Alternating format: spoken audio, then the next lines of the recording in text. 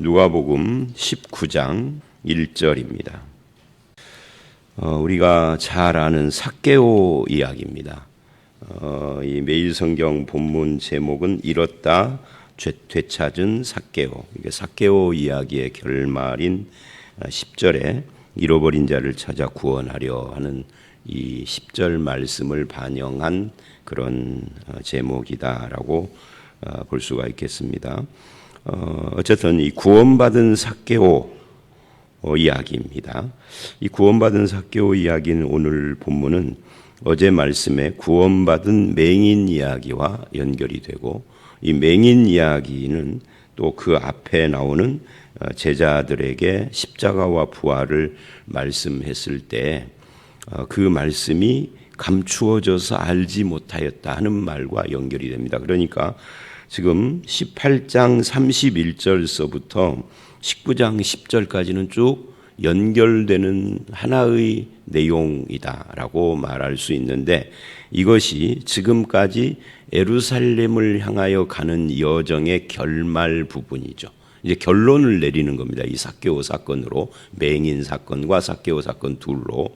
그리고 이제 19장 11절서부터는 예루살렘에 가까이 가셔서 예루살렘 안에 들어가서 예루살렘을 들어갔다 나왔다 하시면서 이제 본격적으로 십자가의 길을 준비하시는 그런 내용입니다. 이제 여리고로 들어가 지나가시더라 1절에 이 말씀은 이 여리고가 예루살렘, 그러니까 요단강 바로 건너서 여리고가 있고, 거기서부터 이 산 쪽으로 이렇게 올라가면은 예루살렘이기 때문에 예루살렘에 가까운 곳까지 온 거예요. 그리고 이제 삭개오 이야기가 2절에 등장을 합니다.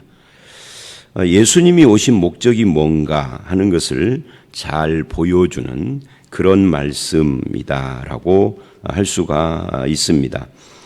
예수 그리스도는 그 은혜로 잃어버린 자, 삭개오 같은 자죠.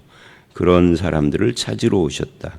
그런 사람에게 긍휼을 베풀고 그들을 불러서 하나님의 백성으로 만드는, 이것이 예수님의 오신 목적임을 보여주는데, 2절서부터 이제 삭개오 이야기가 시작돼서 10절에 그 잃어버린 자 찾아 구원하러 오신 자신의 사명에 대한 이야기를 합니다. 자, 그렇다면 우리가 삭개오 이야기를 내용을 들어가기 전에 이 본문은 예수님의 오신 목적, 예수님의 오신 사명만 보여주는 건 아니죠. 그렇게 구원받은 교회의 사명, 교회의 존재 가치도 잃어버린 자를 찾아 구원하는 이것이라는 거죠.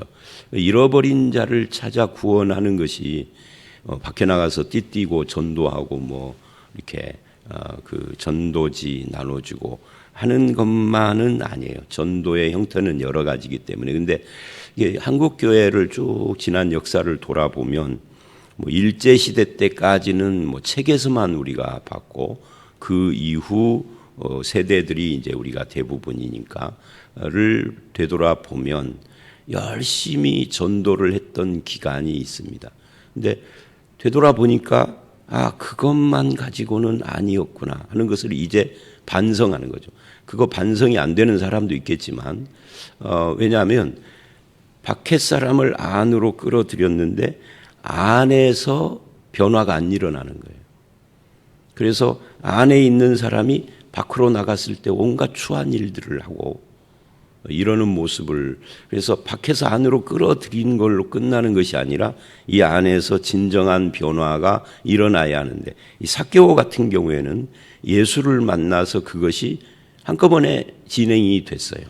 그러면 우리도 정말 예수님을 만났고 구원받은 사람이라면 그 변화의 폭의 차이는 좀 있을 수 있지만 분명한 변화가 보여야 하는데, 변화 없이 종교인이 되어지는 걸 구원이라고 했다는 거죠.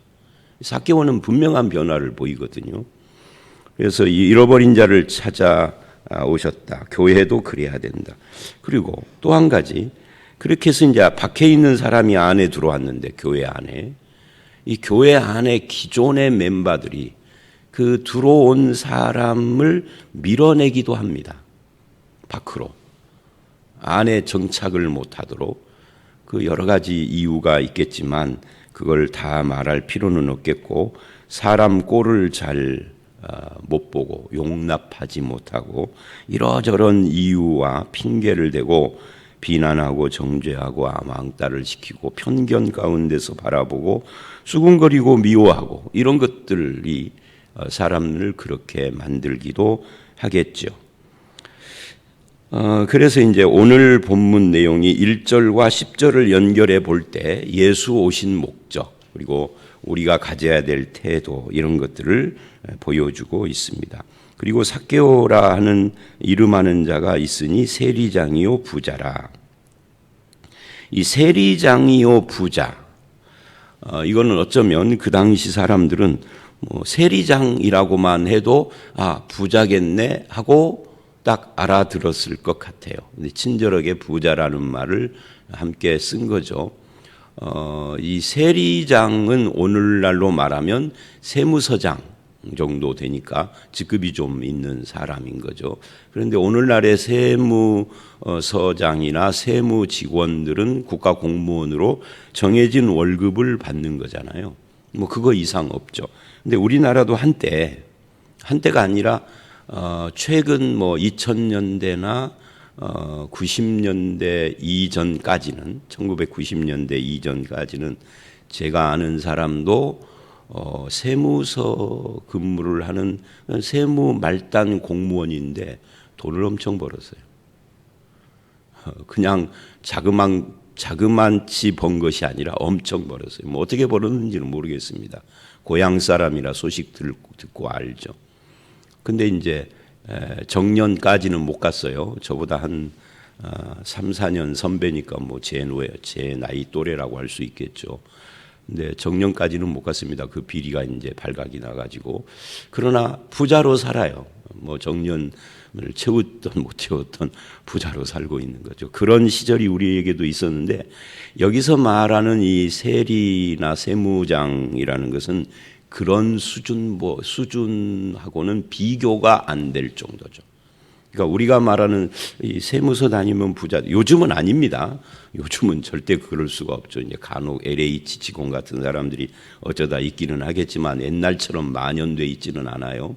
근데 로마 시대에는 그렇지 않습니다. 그냥 몰래 비리를 저질러서 뒷구멍으로 뭐 챙기고 하는 정도가 아니라 대놓고, 그게 로마에서 합법화 시켜놓은 거죠. 그래서 이 사람들은 요즘 같은 공무원 개념이라기보다는 로마의 앞잡이 같은 사람들입니다. 그래서 우리나라로 말하면 친일파 같은.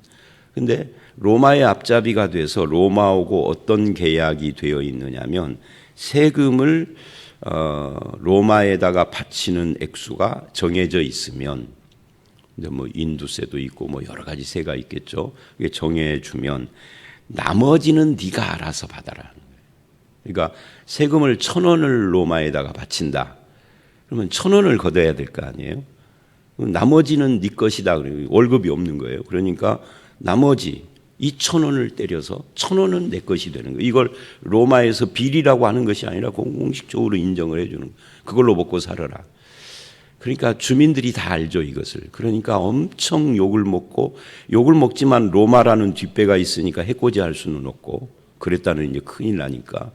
그러니까 마음대로 챙기는 거예요. 그러니까 세리가 됐다 하면은 일단 부자가 되는 거예요. 거기다 서장이니까, 세무장이니까 뭐 말할 필요도 없는 거죠. 이 불법이 공식화되어 있는 거니까. 그러니까 이 유대 나라의 이스라엘의 이 세리들이 몇 명인지는 제가 모르지만 그런 것에 관심 있는 뭐 학자도 없고 그런 것 같은데, 유대인들의 전체 이스라엘 사람들의 세금만큼 그거를 n분의 1 하는 거나 마찬가지잖아요. 그러니까 생각을 해보세요. 우리나라 국가 예산, 1년 예산, 수입, 이거 세금에 관계되는 어마어마한 거죠. 몇백조 그러잖아요. 그거를 우리나라 세무 공무원들이 n분의 1 한다고 생각을 해보세요. 이게 어마어마한 거예요. 그 정도의 그러니까 이제 이게 엄청난 게 공인된 비리 덩어리라고 할 수 있습니다. 그러니까 부자죠. 근데 부자인데 한 가지 감수해야 할 것이 있어요. 그게 뭐냐면 이게 친로마파이니까 온 민중들로부터 왕따를 당하는 거예요. 그래서 돈은 많이 버는데 외롭고 쓸쓸하고 공허하고 이런 사람들이다라고 할 수 있고, 이들이 어울릴 수 있는 사람은 일반 민간인이 아니라 자기들과 함께 손가락질을 받는 다른 죄인들, 성경에서 말하는 죄인들, 창기들 이런 사람들과 어울릴 수밖에 없는 그런 처지에 있었다라고 할 수가 있겠죠. 그런데 이 사람이 예수 그리스도를 보고 싶어 하는 거예요. 예수님이 오신다는 소식을 들었겠죠. 부자인데도 예수님을 만나게 돼요. 어떤 사람인가 보고자 하되 키가 작고 사람이 많아 할 수 없어. 이 키가 작고라는 말이 어느 정도 작은지는 성경이 말하지 않으니까 남들보다 약간 좀 작은 사람일 수도 있고 많이 작은 사람일 수도 있겠죠. 그래서 이분이 뽕나무 위에 올라갔다. 옛 성경에는 뽕나무라고 돼 있죠. 그런데 새로운 번역에는 돌 무화과 나무에 올라가니 이렇게 말하는데, 아마 이 지역 지리에 대해서 연구하는 학자들은 이 본문의 이 단어가 돌 무화과 나무가 맞다라고 새롭게 연구 결과예요, 이게. 그래서 사실은 뽕나무냐 돌 무화과 나무냐가 그렇게 중요하지는 않습니다. 중요한 건 아닌데 우리 같은 사람에게는 어떤 나무에 올라갔다 하는 거예요. 우리나라 같으면은 이게 전주에 있는 그 은행나무 가로수 거기에 올라갔거나 아니면 버드나무 같은 데 올라갔거나 그랬겠죠. 근데 올라갔어요. 그리고 예수님이 마치 그 앞을 지나가게 되었습니다. 자, 그런데 여기서 아주 재미있는 사건이 일어나죠. 어떤 사건이 일어나면 예수께서 그곳에 이르사 쳐다보시고 5절 삭개오야 라고 부르십니다. 이게 이제 참 재미있는 사건이에요. 예수님하고 삭개오는 처음 만난 겁니다. 베드로처럼 두 번째 만난 것이 아니에요. 베드로는 요한복음 1장에 한 번 만나고 누가복음 5장에 두 번째 만나서 부르셨잖아요. 그러니까 이름을 알 수 있을 가능성이 있는데 삭개오는 그것도 아니고, 그런데 삭개오의 이름을 딱 불러요. 삭개오야 하고. 우리 그 복음송 중에 내 이름 아시죠? 하는 복음송 기억하시나요? 내 이름 아시죠? 저기 이렇게 그 멜로디가 맴돌지만 부르기는 좀 어렵고 내 이름 아시죠? 그거하고 비슷한 거예요. 근데 이제 그 복음송에서는 구원받은 자 내 이름을 아는 걸 표현을 한 거고, 여기서는 지금 구원받기 이전 삭개오가 예수님을 처음 만났는데 예수님 쪽에서, 삭개오 쪽에서 무슨 예수님께 먼저 말을 건 것도 아니에요. 근데 돌 무화과 나무에 앉아 있는 삭개오를 보고 삭개오야. 삭개오가 아마 여기 성경에 표현은 않지만 깜짝 놀랐을 것 같아요. 어떻게 저분이 나를 알지? 사람이 많아 앞으로 갈 수가 없어 나무 위로 올라간 거니까 많은 사람이 움직여 있을 텐데 내 이름을 딱 지적한 거예요. 자, 이것을 설화체라고 하죠. 설화체로 기록된 복음서에서는 가타부타 설명을 않지만 이 강화체인 서신서 쪽으로 가면 이걸로 이제 설명을 하죠. 어떻게 해요? 구원이라는 것은 네가 예수님을 처음 만난 그때 시작한 것이 아니다. 미리 아시고 정하시고 부르셔서 네가 여기 와서 이 돌무화과 나무 위에 올라가서 예수님을 보고자 하는 마음, 네 마음이 아니라 주신 마음이다. 그런 거예요. 하나님이 부르신 거다 너를.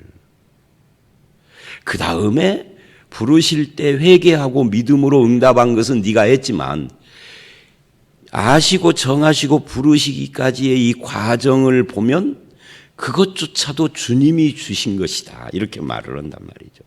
이 서신서 가면은 이거를 설명을 그렇게 하는 거죠.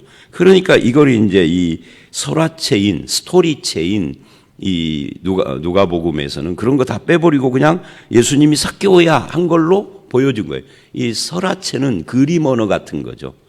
보여준 거죠. 근데 그걸 설명으로 들어가면 그렇다는 거죠. 내려오라 하고 부르세요. 삭개오야 하고 부르심, 내려오라. 이게 이제 콜링이라고 그러죠. 내가 오늘 내 집에 유하여야 하겠다라고 하는데 여기도 참 특이하고 희한한 내용이라고 우리는 그렇게 말할 수 있습니다. 왜 그러느냐 하면 내 집에 오늘 내 집에 유하여야 하겠다와 삭개오야 내려오라고 사이에 아무것도 없잖아요. 예를 들면 아무것도 없다는 것이 뭐냐면 예를 들면 삭개오야 내려오라 할 때 삭개오가 너무 감격해서 펑펑 울며 회개하고 자기 대죄를 그 뭐 어떤 부흥사들이 말하는 것처럼 어렸을 때부터 지금까지 죄를 필름처럼 쫙 해서 다 뭐하고 뭐 그런 것을 한 다음에 아 됐다 네가 회개하고 믿었구나 이제 오늘 내가 네 집에 들어갈게 이렇게 하셔야 하는 건데 우리 생각에는 우리의 이론으로는 근데 그런 과정이 생략돼서 그냥 예수님께서 삭개오야 내려오라 네 집에 내가 들어갈 때 중간이 없어. 이걸 어떻게 봐야 하느냐 하는 거죠. 회개해서 들어간 것이 아니에요. 예수님이 회개의 모습도 없고 믿음 고백도 없고 오히려 회개와 믿음 고백은 그 후에 나와요. 회개와 믿음이 뒤쪽에 있어. 그래서 아까 말한 미리 하시고 정하시고 부르시고 부르신 다음에 뭐가 있느냐면 회개와 믿음이 있는 것이 아니라 거듭남이 먼저 나와요. 그건 요한복음 3장 이야기죠. 그리고 그렇게 된 사람이 회개하고 믿는 것이다. 아무나 믿는 게 아니라 이게 이제 장로교 칼빈주의 장로교에서 말하는 제한 속죄에 해당되는 겁니다. 뭐 여기서 신학적인 용어를 쓰지는 않지만 믿고 보니까 누가 믿었느냐 하는 거예요. 아무나 믿은 거. 오라 올 때는 아무나 오라 했는데 그래서 와 놓고 보니까 오라고 초청받은 사람이 나만 있었던 것이 아닌데 그 시절에 그중에 나만 왔더라면 나는 누구냐는 거죠. 그래서 나만 콕 집은 것 같이 그죠? 마치 그때는 몰랐는데 저도 이제 지내놓고 보면은 제 주변에 함께 교회 다니던 사람들이 많이 있는데 중도 탈락한 사람도 많아요. 끝까지 남은 게 아니라 제가 옛날에 그런 이야기 했죠. 우리 친구 중에 하나는 맨날 저를 만나면 요즘은 뭐 못 만난 지가 거의 10년 가까이 가는데 첫 마디가 그래요. 너 목사 이제 교회를 안 다니니까 내가 자네보다 세례를 먼저 받은 거 알지? 맨날 세례를 먼저 받은 세례가 구원이라고 천주교는 그러는데 그러면 그 사람은 교회 안 다니고 온갖 나쁜 짓을 다 해도 세례 받았으니까 구원받은 건가요? 아니에요.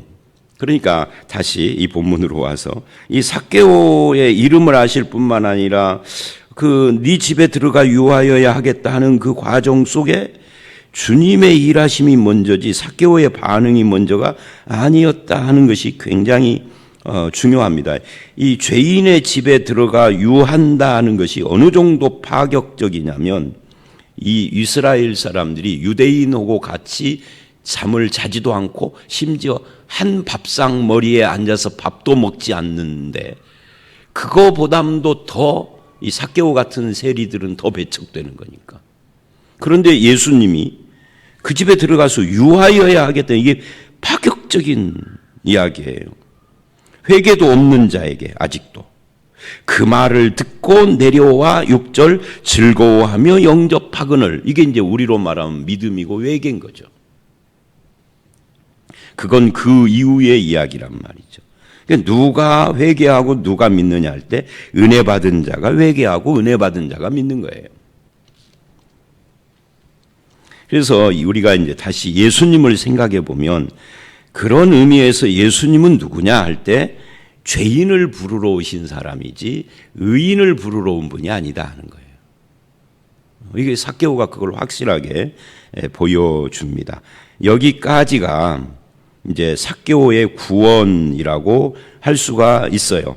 사회적으로 완전히 왕따요, 죄인이요, 로마의 앞잡이요, 우리 같으면은 친일파도 예수 믿어? 이런 거고 똑같죠. 그죠? 이번 주에 제가 말한 전두환이 아들도 예수 믿었어? 아니, 목사가 된대. 우리가 판단하기 참 그렇죠. 그런데 삭개오도 예수 믿고 주님이 은혜 주셨어. 아마 우리는 그냥 삭개오가 먼 나라 이야기라 그렇지만 그 옆에 있었던 그 당시 사람들은 수군수군 여기 보니까 7절 보고 그 모습을 보고 수군거려 이르되 저가 죄인의 집에 유하러 들어갔도다. 이 한마디로 유하러 들어갔다라는 것이 얼마나 파격적인가를 드러낸 거예요. 뭐 가타부타 길게 설명을 안 했지만 설명을 길게 않고 짧게 했다라는 것 자체가 훨씬 더 임팩트 있게 들리죠. 그런데 주님은 그것을 아랑곳하지 않아요. 자, 지금까지 설명한 이러한 삭개오에 대한 주님의 부르심과 구원의 은혜가 누구를 감동시켰을까요? 주변에 있는 사람들은 감동시킨 것이 아니라 수군거렸고 비난을 했는데 삭개오를 감동시킨 거예요. 이 감동시켜서 그 다음에 뭐라고 그래요? 8절 삭개오가 주님이 요구한 게 아닙니다. 목사가 교인들에게 요구한 게 아니에요. 교인들에게 11조를 요구하고 감사헌금을 요구하고 아니 그런 은혜가 당신 가정에 이번에 뭐 엄청난 은혜가 있었지 않느냐라고 하면서 헌금을 요구하고 그런 것이 아니에요. 감동된 삭개오가 자발적으로 헌금을 합니다. 뭐 어떻게 해서 헌금을 하죠? 내 소유의 절반을 가난한 자들에게 주겠사오며. 이 말은 어디서 나온 거예요? 주님이 요구한 게 아니라 구약의 율법에 나오는 이야기죠.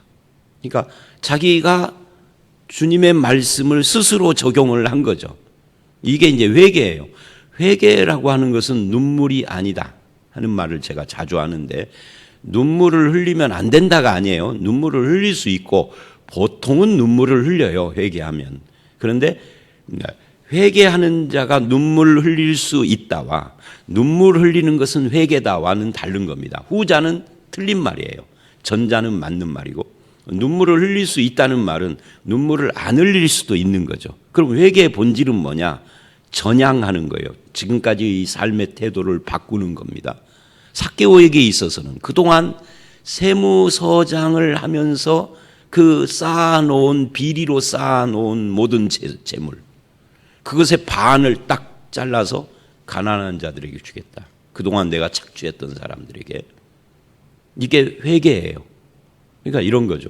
전두환이 차남이 목사가 된대. 아니 예수 믿었대.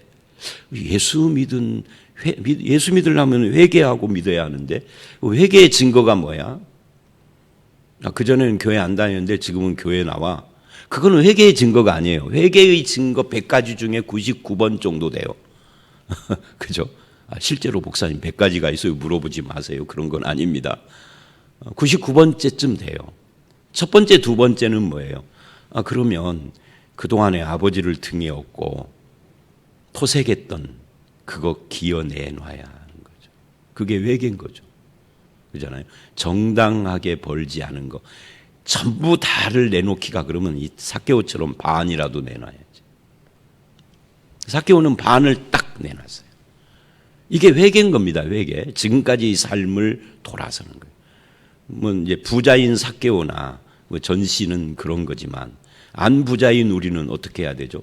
꼭 돈으로만 하는 건 아닙니다. 회개라는 것이 지금까지의 내 삶에서 죄된 것이 뭐였는가를 봐서 그것을 돌이키는 거니까 돈이 아닌 다른 것일 수 있어요. 포악한 성품이 완전히 달라진다든지 뭔가 그런 것일 수 있어요. 아내를 때리던 사람이 뚝 끊고 잘못했다고 용서 비는 것일 수 있고. 여러분은 회개의 열매가 있으신가요? 그것을 삭개오가 우리에게 묻고 있다. 그러면서 이래요. 만일 누구 것을 속여 빼앗은 일이 있으면 이 말은 없다가 아니라 그것이 발견되면 뭐 그런 의미겠죠. 내갑절 4배로 갚겠습니다. 이것도 전부 다 구약에 나와 있는 율법에 나와 있는 이야기입니다. 근데 이제 보통 랍비들은 소유의 20%나 다음 해 수입의 20%를 그것을 가지고 이제 이야기를 했어요. 그러니까 5분의 1인 거죠. 남의 돈을 갈취했으면 5분의 1을 더 보태서 갚아라. 근데 삭개오는 그런 가르침을 훨씬 뛰어넘어서 네 갑절이나 갚겠나이다. 이렇게 말을 한 거예요. 그러니까 삭개오가 확실히 회개를 한 거죠. 그때 예수님이 선언을 합니다. 오늘 구원이 이 집에 이르렀다. 그러니까 앞에 네 집에 들어가 유하여야 하겠다와 오늘 구원이 너에게 이르렀다. 이 말을 이제 우리식으로 말하면 네가 구원받은 자다. 이렇게 선언을 한 거예요. 우리로 이제 개인화 시키면 구원의 확신인 겁니다. 그러니까 구원의 확신은 성경을 읽다가 내가 구원받았구나 이런 것이 아니라 성경에서 구원이 뭔지에 대한 것을 듣고 알고 이해하고 믿게 되면 그 다음에 회개의 열매가 드러나고 그럴 때 주님이 구원받았다 이렇게 말을 하는 것이죠. 구원을 이때 받은 것이 아니라 앞에 받았지만 확신과 선언은 이때 주어진다는 거죠. 이 사람도 아브라함의 자손이다. 이건 이제 우리식으로 말하면 이 사람도 기독교인이다. 그런 이야기예요. 아브라함의 자손에 자격이 없었다라고 사람들이 생각했는데 왜? 친일파, 친로마파니까. 근데 아니다. 얘도 아브라함 자손이다. 이 사람도 교인이다라고 한 거예요. 하나님 나라 백성이다. 이 삭개오가 여기 나오지 않지만 얼마나 감동을 했을지 눈에 보이는 듯해요. 사람들이 수군수군 정죄하고 손가락질을 하고 삭개오를 보면은 이렇게 눈초리가 달라지고 그랬는데 주님이 얼마나 따뜻하게 하는지 삭개오의 마음에 감동이 있었을 것 같아요. 그래서 우리가 이쯤에서 보면은 앞에 삭개오가 2절에서는 부자요 이랬는데 재산의 반을 띄워줬으니까 아직도 먹고 살만은 하지만 큰 부자라고 이제 넣을 수 없고 발견되는 비리가 있을 때마다 4배로 갚겠다 했으니까 전에보다 예수 믿고 가난해진 거예요. 전에보다. 먹고 못 살 정도가 된 건 아닌데 이전보다 재산이. 그런데 마음은 기뻐요. 부자였고 예수 몰랐을 때는 외롭고 쓸쓸하고 왕따였는데 그 재산을 줄이고 예수님 때문에 좀 가난해진 삭개오는 이제 더 이상 외롭고 쓸쓸한 사람이 아닌 거죠. 예수 그리스도 안에서 그런 모든 것이 이제는 감사와 기쁨과 찬양으로 바뀌어져 있는 거예요. 이게 구원받은 사람의 모습이죠. 그리고 결론을 예수님이 인자에 온 것은 잃어버린 자를 찾아 구원하려 왔다. 이 잃어버린 자가 누구예요? 삭개오죠. 우리는 잃어버린 자 그러면 길거리의 노숙자 같은 이런 사람들을 생각을 하는데 그렇지 않습니다. 삭개오처럼 엄청난 부자로 어떤 직위도 있지만 하나님이 볼 때는 잃어버린 자예요. 우리가 앞에서 부자가 하나님 나라에 들어가는 것이 어렵다 하는 이야기들을 봤을 텐데 부자는 구원 못 받나요? 하는 질문이 생겨요. 부자는 구원 못 받느냐는 질문에 이렇게 대답하면 돼요. 삭개오를 보세요. 그죠? 삭개오는 부자인데 구원 받았어요. 부자는 구원 못 받는다가 아니에요. 진정한 은혜, 믿음과 회개를 하면 진정한 믿음과 회개가 있으면 그 사람도 구원을 받습니다. 누구라도. 여기에는 전두환도 예외가 아니에요. 전두환도 지금이라도 참 회개를 하고 전두환 씨가 그랬다 그러죠. 전재용이가 감옥에서 나와가지고 이제 자기 아버지한테 나 이제 예수 믿었으니 신학대학 가서 목사 되란다 그러니까 네가 목사가 되면 내가 네가 하는 교회에 따라 나가겠다 그랬대요. 신문에 나왔더라고요. 근데 교회를 나가는 것과 구원은 다른 거예요. 교회를 나갈 때 분명히 성경적으로 회개의 열매가 있어야 돼요. 독재자도 예수 믿을 수 있습니다. 부자도 믿을 수 있습니다. 가난한 자는 말할 것도 없고요. 누구라도 구원에는 문이 열려 있습니다. 다만 구원받은 사람은 분명히 변화의 열매가 있어야 합니다. 자, 잃어버린 자를 찾아 구원하러 오신 예수님이 삭개오뿐만 아니라 저와 여러분을 찾아오셨고 우리가 찾은 바 되어져서 예수를 믿었고 목사도 됐고 지금 이 자리에 있는 겁니다. 그 감사가 얼마나 고맙고 감격적인지 삭개오처럼 이런 반응을 보이는 것이 당연한데 저와 여러분도 구원의 감사와 감격과 은혜에 충만한 삶을 말과 가슴으로만이 아니라 삶으로도 지정의로 보이시는 그런 성도가 되어야 합니다. 그래서 우리가 변화된 그 모습을 보고 수근거리던 사람들의 입도 다물어지는 열매가 맺어야 하는 거죠. 그렇게 변화된 사람들이 모인 교회, 그런 교회는 좋은 교회, 아름다운 교회일 수밖에 없어요. 과연 우리는 그런가 하는 것을 생각하면서 이 삭개오가 나 같은 사람이다. 나를 찾아오시고 불러주신 하나님 감사합니다 하고 그 구원의 감사를 늘 기억하고 찬송하는 저와 여러분들이 되시기를 주의 이름으로 축원합니다. 함께 기도하겠습니다. 하나님 아버지, 그렇습니다. 삭개오의 구원 이야기를 우리는 잘 알지만 그를 구원하신 것이 주님의 은혜이고 그 은혜에 따라서 회개의 열매가 분명하게 보였다라는 걸 우리가 미처 깨닫지 못할 때가 있습니다. 주님, 우리가 예수를 믿고 지금까지 살아오는 중에 내가 진정한 회개자요 진정한 구원받은 자인지에 대하여서 다시 한번 점검케 하시고 구원받은 자로서의 감사가 충만한 그 은혜에 감사하는 삶을 살아가는 저희들이 되게 해 주시옵소서. 잃어버린 자를 찾아오신 주님처럼 우리도 잃어버린 자를 찾는 것이 교회의 사명인 것을 알았습니다. 나를 통하여서 많은 사람들이 구원을 얻게 하시고 또 그렇게 구원받아 주님 품으로 돌아온 사람들을 잘 간수하고 세우고 양육하고 하는 그런 사명을 잘 감당할 수 있도록 역사해 주시옵소서. 오늘 이 하루도 잃어버린 나를 구원하신 주님께 영광 돌리며 믿음으로 살아가는 이 하루가 되기를 원하옵고 예수님 이름으로 기도드려 싸움나이다. 아멘.